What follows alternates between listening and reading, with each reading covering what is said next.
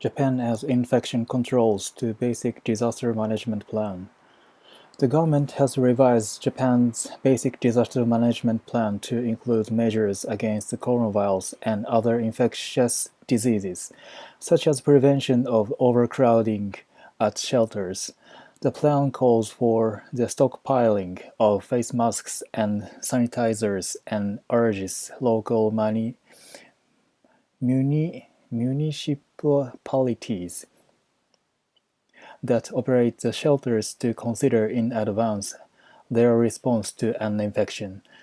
Increasing the number of evacuation centers is effective in preventing overcrowding, and local governments should consider utilizing hotels and inns if they do not have enough public facilities that can be used, according to the plan.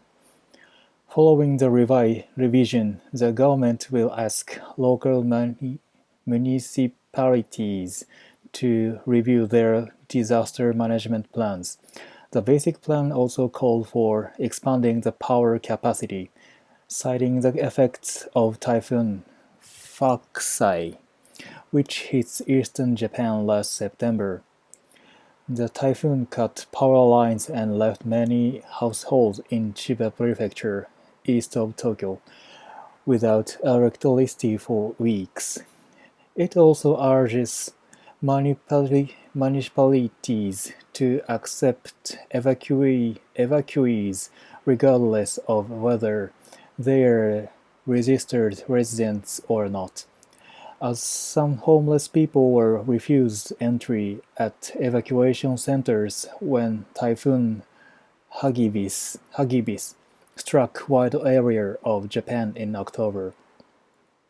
As for floods, the revised plan calls for promoting better awareness among people about when and where to evacuate. The plan states people should understand that when local governments urge them to flee, those already in a safe place do not need to evacuate. Those in locations that are deemed at risk, however, must evacuate as quickly as possible, preferably to an evacuation center, but if not, home of a friend or relatives, as long as it is safe, it added. To minimize the damage of floods, the plan asks companies to allow employees to telework or shift their commuting hours and to plan business closures ahead of time.